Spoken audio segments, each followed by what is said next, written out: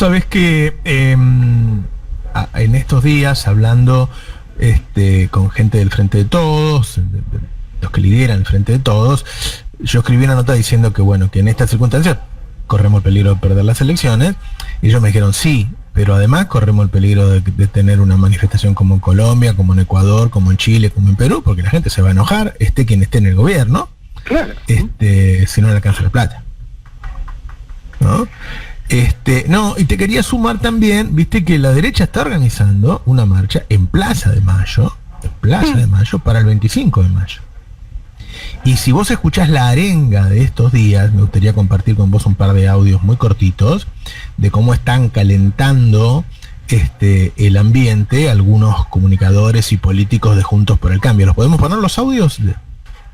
La única salida es la supresión de la libertad, del pensamiento y de la libertad para generar un cambio. Entonces, tanto como eso la supresión. Sí, yo creo que la próxima campaña es comunismo-libertad. Nos han sometido en la carcasa de la democracia, adentro es todo soviético. A usted lo espero mañana a las 9 de la noche para tratar de fortalecer la nación con más libertad, con más igualdad, con más legalidad, sin kirchneristas, sin chavistas y sin corruptos. Hasta mañana. Vos fíjate el detalle de sin kirchneristas, o sea, quiere suprimir a la mitad de la población. Y aparte si veías la carita que ponía mientras decía eso, ¿no? Digo, pues, era poniendo su carita de abuelo bueno, digo, es gracioso. Sí. Lo que está proponiendo es borrar una enorme parte de la población. Digo, un poco es eso, ¿no? Digo, por eso el artículo de este domingo, el que vos mencionabas, digo, yo tomaba el hilo de la cuestión del racismo, ¿no? Que parece que es otro tema, que no tiene nada que ver, pero es lo mismo. Digo, ¿cuál es la diferencia entre este clérigo inglés del siglo XIX, Charles Kingsley, que fue a Irlanda y volvió diciendo que los irlandeses eran chimpancés blancos, es decir, que era una especie de subespecie, y Alfredo Leuco diciendo, soñando, poniendo cara de abuelito bueno y diciendo soñando con un país sin kirchneristas? El proyecto político es el mismo, ¿no? El proyecto político de minorías intensísimas que solo pueden contar, que solo pueden llegar a llevarlo adelante mediante la violencia, ¿no? Entonces por eso a mí me da la sensación de que sería hora de que nos despertásemos, ¿no? Digo, a respecto, digo, antes de que en efecto ellos pretendan tomar la calle, digo, en contra del gobierno que nosotros elegimos y estamos sosteniendo, ¿no? Todos sabemos que el gobierno conoce los problemas que tiene, sabe más o menos cuáles son las medidas que tiene que tomar, pero conoce además que tiene un nivel de obstáculos con la derecha, como está ocurriendo en otros países, que le complica mucho la vida, ¿no? Y vos hacés una propuesta bien interesante que es empoderarlo de manera popular, ¿no? ¿Por qué no nos contás un poquito? Pensaba un poco en la clásica imagen del nudo gordiano, ¿no? Esa historia medio histórica, medio legendaria, que se cuenta siempre de cuando Alejandro Magno estaba encarando la conquista de Asia y llegó a un pueblo donde se encontró con este nudo, que era una especie de nudo complicadísimo, sobre el cual pesaba un oráculo que decía que aquel que pudiese deshacer ese nudo iba a poder conquistar toda Asia. Y por supuesto Alejandro primero lo intentó con los dedos como todo el mundo y después pensó un poco en que la premisa de la cuestión no excluía otras posibilidades, y simplemente sacó su espada y lo cortó de un tajo, ¿no? Y después terminó conquistando toda Asia. Pero un poco era esta idea de ¿por qué siempre tenemos que aceptar exactamente las reglas del juego que nos ponen los que nos están intentando cagar? Y un poco es eso, ¿no? Un poco en esa situación de una impas y de un tironeo que no termina de definirse para ningún lado. Creo que esa es la situación en la que estamos, ¿no? Digo, porque, bueno, más allá de la alegría y del triunfo rotundo de las elecciones de 2019, convengamos que recibimos una democracia muy condicionada, ¿no? En general estos muchachos de Juntos por el Cambio, la verdad que, o sea, lo único que hicieron es chorearse todo lo que podían, pero en términos políticos lo único que hicieron bien es encarajinar el camino del gobierno que lo siguiera, ¿no? entre el grado de endeudamiento que nos encajaron y la absoluta colonización del Poder Judicial. Digo, ok, tenemos un gobierno popular, pero que de las tres patas de lo que debería ser de sostén de su poder, tiene dos nada más, porque el Poder Judicial le juega en contra absolutamente. Digo, por un lado, de perder la impunidad de todos los que se afanaron en el país, y por el otro lado te encarajina, te emputece cada decisión que este gobierno está intentando tomar, hasta las que deberían ser intocables, como son las decisiones para cuidar la salud de todo el pueblo, ¿no? Entonces, ¿y cuál es la otra condición de esta impas? Estamos todos atados en casa por la pandemia. Y entonces lo tenés ahí a Brandoni alegremente diciendo, el peronismo perdió la calle, ¿viste? Digo, no, el peronismo no perdió la calle, digo, los peronistas, digo, en ese sentido somos gente responsable, o sea que tratamos de no solo de cuidarnos, sino de cuidar a los demás, y por eso estamos tratando de respetar todas las medidas de prevención que el gobierno y que en general los gobiernos los locales de cada provincia y de cada municipio están intentando sostener para que podamos salir de esta cuestión.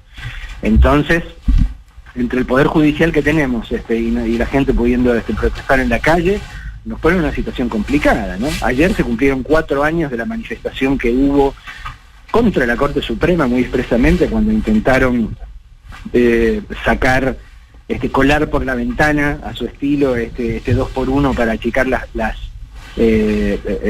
penas de los genocidas, y que fue, digamos, ese pañuelazo fenomenal que hubo en la Plaza de Mayo, que les obligó a recular, ¿no? Si la gente hubiese podido salir a la calle otra vez, vos pensás o no creés que lo hubiesen pensado 2 veces antes de sacar el fallo que sacaron la semana pasada, limitando el poder del gobierno central para tomar medidas por considerar que el daño del virus es conjetural. Es muy entonces factible, lo que yo me pregunto es, por un lado tengo claro que el gobierno no puede convocarnos a salir a las calles, porque sería ir en contra de lo que está propugnando todo el tiempo, pero ¿vos sos el gobierno? Nosotros no somos el gobierno. Por eso, vos sos un mandante, sos un votante, Julia, lo mismo, Nico, entonces, ok, el gobierno no puede hacer, que el gobierno no pueda hacer determinadas cosas, no significa que nosotros no podamos hacerlas tampoco, ¿no? Y yo creo que se empieza a imponer, pensar, sobre todo por otro lado, cuando ves, mirémonos en el espejo de Colombia, aunque más no sea para esta ocasión, ¿no?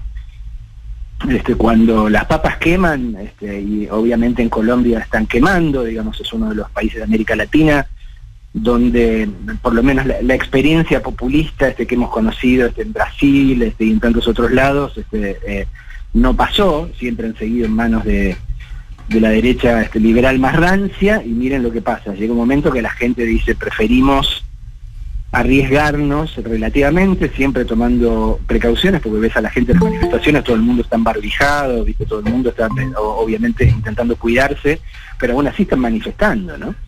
Y se están arriesgando no solo al virus, sino a las balas, o sea, porque los cagan a tiros, desaparecen gente, digamos, la situación en el sentido es infinitamente más grave que la nuestra, nosotros en ese sentido solo nos arriesgaríamos a un potencial contagio, como por otro lado nos arriesgamos cada vez que salimos al almacén, los que somos considerados esenciales y tenemos que salir a laburar, ¿no? Entonces me planteaba eso, ¿no? Si no era hora de proponer una forma de cortar el nudo gordiano a lo Alejandro Magno y decir, bueno, ok, el gobierno está atado de manos, pero nosotros no. Me parece muy interesante, siempre el timing es importante, ¿no? Cuando uno toma decisiones tan fuertes. Y me decían anoche que de los últimos meses nunca tuvieron tanta seguridad de que en pocas semanas van a llegar bastantes vacunas, porque se van a juntar las distintas que estamos comprando, van a llegar. La de AstraZeneca, lo acaba de decir el presidente de la de AstraZeneca. Está saliendo otro vuelo ahora de Rusia, o sea, estamos con un vuelo a Rusia todas las semanas. Como mínimo están llegando 500.000, hubo un vuelo de 800, 900.000, con lo cual digo, en un mes todas las personas de riesgo en Argentina van a estar vacunadas. Por ahí habría que tener en cuenta eso también, ¿no? Bajar las posibilidades de fallecidos desde el momento en que uno empieza a salir a la calle. Si el gobierno quiere llegar a las elecciones con la gente un poquito mejor, tiene que tomar algunas decisiones donde va a enfrentar a la derecha. Por ejemplo, subir las retenciones fuertemente. Y esa es una batalla que alguna vez perdimos. Yo creo que hicimos bien en darla igual. Yo siempre pensé que el kirchnerismo nace ahí, ¿no?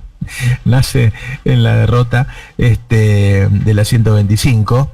Hay que ver las frases y las cosas que decían Néstor y Cristina en esos días, como a ellos los entonó eso.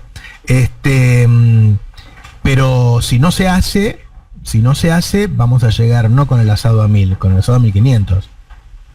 Y la verdad es que si el peronismo no le asegura a la gente por lo menos comer en su casa, o sea, el peronismo no puede tener como base que llegar con 10, 11 millones de personas comiendo en comedores. No, digo, claramente son, digamos, las 2 o 3 cosas que hay que cuidar para llegar a las elecciones como tenemos que llegar. Una son las vacunas, digo, sin lugar a duda. Una es el tema de la salud pública, pero otro es el tema del morfi en la mesa, digo, claramente. Si llegamos con problemas y con aumentos tal como vienen descontrolándose en los últimos meses, se nos va a complicar, ¿no? Si no se resuelve la cuestión de la economía cotidiana, hogareña de los argentinos, y se les da una mínima tranquilidad y un mínimo alivio, por más que vacunemos a todos los argentinos, vamos a estar complicados igual, ¿no? Y que la gente valore, obviamente, lo de las vacunas y todo, digo, son elementos en los que no se puede fallar, ¿no? Digo, claramente, porque de eso se trata. Yo acá estaba mirando tu nota, Marcelo, la había leído el domingo, ahora la estoy repasando de nuevo. Uno no deja de pensar que ¿qué hubiera pasado realmente si no gobernaba el Frente de Todos o de Todes? Yo sé que estamos discutiendo que en realidad ahora hay que gobernar y gestionar y hacerle a la gente la vida más fácil. Pero con el panorama que tenemos, efectivamente, ahora encima la derrota en Ecuador, pero además lo que contamos de Colombia, lo de Brasil, lo de Chile. Bueno, ¿qué hubiera pasado con una Argentina en donde este sector ultra radicalizado del PRO, que yo creo que no se radicalizó en pandemia, creo que vino ya del último año de gobierno? Bueno, hay distintas genealogías para construir ahí, pero la postura Bullrich viene desde antes, no es en pandemia. Obviamente no ser gobierno les quitó algún tipo de atadura o de responsabilidad social, uno pensaría. Pero digo, me parece que el darwinismo social al extremo, esta cosa de que sobreviva el que pueda, hubiera sido un sálvese quien pueda muy difícil, y creo que ya en términos lacanianos, que lo que empiezan a hacer estos tipos es a decir cosas que antes no se animaban a decir, y lo que vos nombrás ahora empieza a existir y empieza a estar en el campo de posibilidades. Si vos decís, como decía Leuco, hay un sector de la población, los kirchneristas, que no deberían ser parte de la sociedad, bueno, vos cruzás una barrera en el momento en que lo dijiste, y del momento en que lo dijiste eso empieza a circular como un dato y como información para mucha gente, y empieza a meterse en la cabeza, y eso es lo peligroso, ¿no? Sí, el tema es que me parece que la gente, que el pueblo no hace grandes especulaciones, ¿no? Entonces, por un lado, nosotros, los que en general vivimos de esto y estamos obligados a pensar, a imaginar en términos de variables y todo esto, no tenemos demasiadas dudas. Digo, estaríamos, si hubiese ganado Macri, estaríamos en una situación muy parecida a la de Brasil, digo, con una tonelada de muertos, con gente siendo fusilada en las villas, ¿viste? ¿No? De eso no tenemos la menor duda, los que nos dedicamos a pensar en estas cosas, pero la gente piensa en lo concreto, ¿no? Entonces la gente, cuando le decís, si estuviese Mauricio, te hubiese aumentado la luz al 162%, y eso es aire para ellos. Lo que piensan es si van a poder pagar el 9% de aumento en las tarifas, digo, que esa es la realidad. Entonces es difícil ganar una elección con imaginen lo que hubiese sido. Sí. Hay que ganar una elección con lo que uno hizo. Es difícil capitalizar lo que evitaste. Claro, ¿no? ¿viste? Por eso digo, y lo mismo corre como para la valoración de la pandemia, ¿no? La gente que a fin de cuentas se haya vacunado sin enfermarse y que la haya pasado relativamente bien todo esto, lo valora hasta ahí, porque no va a valorar lo que no le pasó. Entonces es difícil de capitalizar puramente el tema sanitario en favor, en términos políticos, en favor del gobierno. Lo que va a pesar finalmente es lo que, por eso mencionaba Roberto recién, ¿no? Si la gente se puede comer con un poco más de holgura, si la gente sigue laburando o no, si sigue cobrando sueldo por abajo de la línea de pobreza, mientras se expone en la calle o qué. Entonces, de esa pelota no hay que soltarla nunca, ¿viste? Sí, coincido. Sí. Marcelo Figueras, te agradezco mucho y yo te diría que empecemos a pensar en la fecha. Sí, tendríamos que hacerlo. Vamos a pasar tu proyecto intelectual a hacerlo, hagámoslo. Dale, pensemos en voz alta. Marcelo, muchas gracias, muchas gracias. A ustedes. Mirá que te escucho obviamente todos los viernes, ¿no? Pero quería tenerte un ratito acá. Te mando un abrazo muy grande. Abrazos para todos. Abrazo, Marcelo. Abrazo, Marce. Bueno, aparentemente se empieza a avanzar en algunas cosas, ¿no? En este tema de los intereses, no sé si lo estuvieron hablando, los intereses que quiere el FMI, que quiere unos intereses más altos por el monto que ha pedido Argentina y la posición argentina de no pagarlos. Sí, Roberto, lo comentamos brevemente en relación a que Portugal dijo que apoyaría a Argentina y recién Pedro Sánchez también. Uh-huh. Estamos hablando de que además, Roberto, estamos negociando que no nos cobren una sobretasa. Por momentos la discusión en el medio de la pandemia parece un poco exótica, si se me permite el adjetivo, porque estamos negociando eso, no estamos diciendo, no queremos pagar, no nos da. Estamos diciendo sobretasa y me parece que es mucho. Bueno, sobretasa porque ellos cobran sobretasa cuando te dan un crédito que está por arriba de la cuota. De la cuota, y la verdad que es una decisión de ellos dar algo por arriba.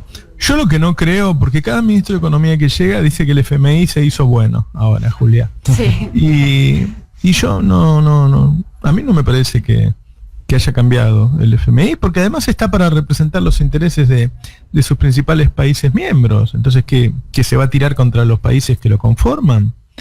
No tiene mucho sentido, ¿no? Totalmente. Yo comentaba más temprano con Nico Esquivel, el FMI está golpeado. Eso es lo que lo convierte, si se quiere, en un organismo, no sé si decir flexible, pero un poco más amigable para dar la discusión. Ahora, estar golpeado no es haber cambiado, ¿no? Estar golpeado, ¿en qué sentido?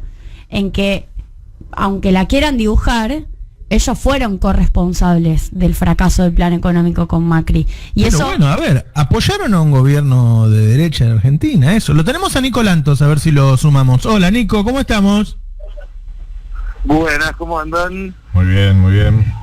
Bien, muy bien. Lo venía escuchando y claramente ahí hay algo, ¿no? Portugal, España, ya comprometiéndose a apoyar esta postura argentina. Esto tiene que ver con unas reglas que el Fondo Monetario revisa cada 5 años, se habían revisado por última vez en 2016 y se tienen que volver a revisar ahora en octubre. Por eso es que se abre la ventana de oportunidad para avanzar en esa reforma que implica, como bien decían, que no se cobre una penalidad a aquellos países que reciben un préstamo más grande que la cuota que les corresponde, algo que estaba pensado para una situación en la cual ese préstamo excesivo fuera algo excepcional, y hoy en día, en medio de la pandemia, lo cierto es que dejó de ser excepcional y hay muchos países en esta situación. Entonces, por ahí el planteo, porque además es un planteo que esa sobre todo termina penalizando a los países que más necesitan en realidad ayuda para salir adelante, termina siendo contraproducente y como dijimos, ya tiene 2, si se quiere, porotos sumados a Alberto Fernández en esta gira que van a apoyar esta postura en octubre. el número es fuerte. Este año Argentina paga en sobretasas del Fondo Monetario Internacional más de 950 millones de dólares. Sí, es mucho dinero, es mucho dinero. Bueno, el otro tema serán los plazos, ¿no? Porque la verdad es que por lo que propone el fondo, deberíamos poner los vencimientos del fondo en los mismos años que pusimos los vencimientos de los privados. Claro, se superpone. La verdad que no tiene mucho sentido. Ahí habrá que ver la muñeca de Martín Guzmán para negociar.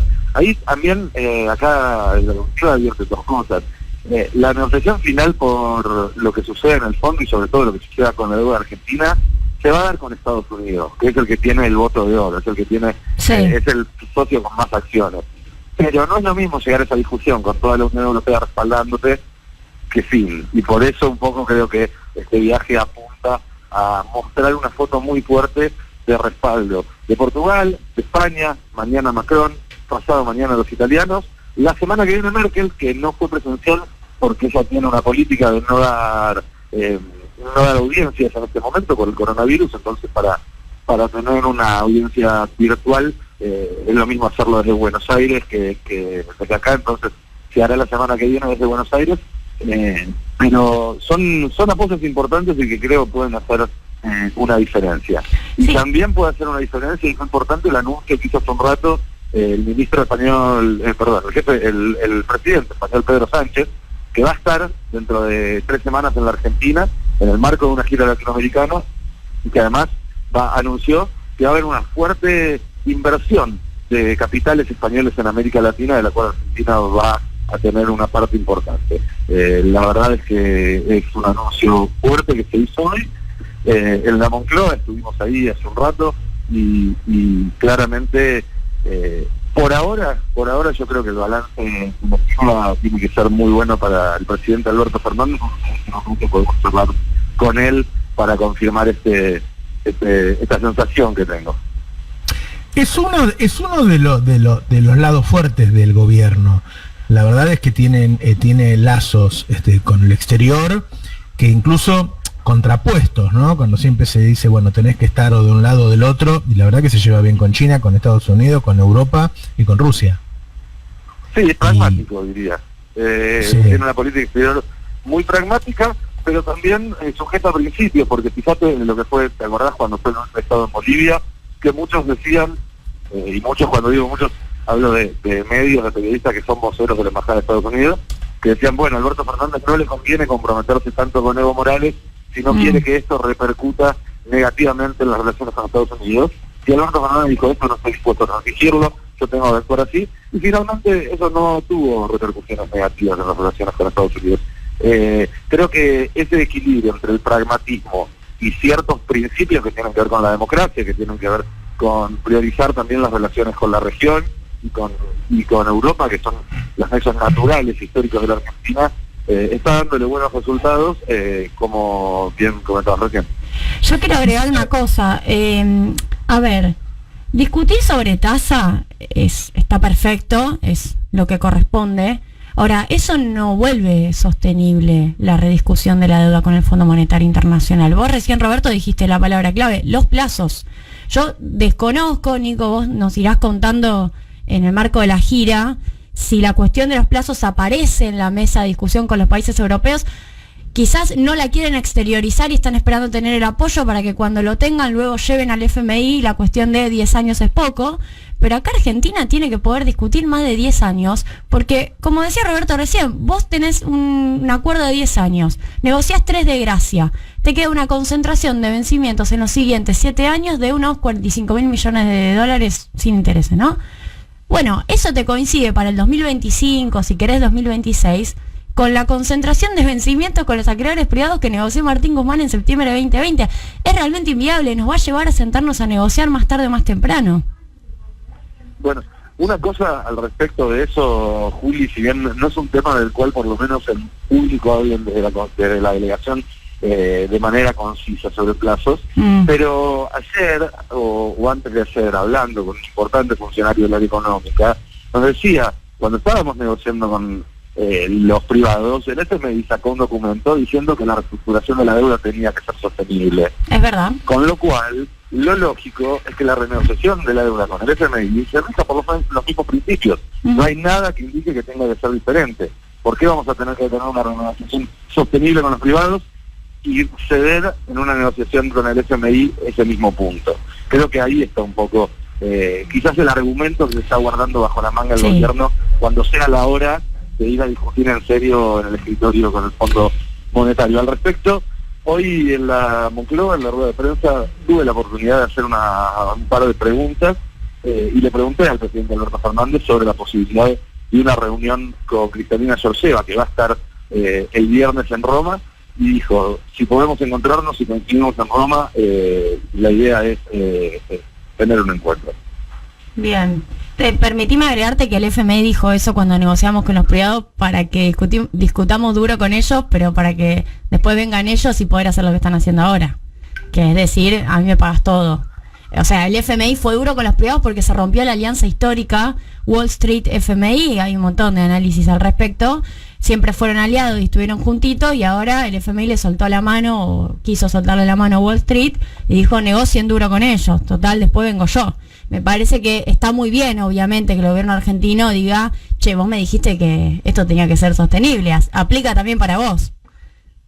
Sí, claro. Nico, te mandamos un abrazo grande y bueno, después me chusmeas a la tarde cómo van las cosas. Dale, en un rato vamos a estar embarcando ya rumbo a París, así que más tarde nos conectamos desde allí y te cuento cómo sigue todo. ¡Qué envidia! Chao, un abrazo. Un abrazo para todos. ¡Qué envidia!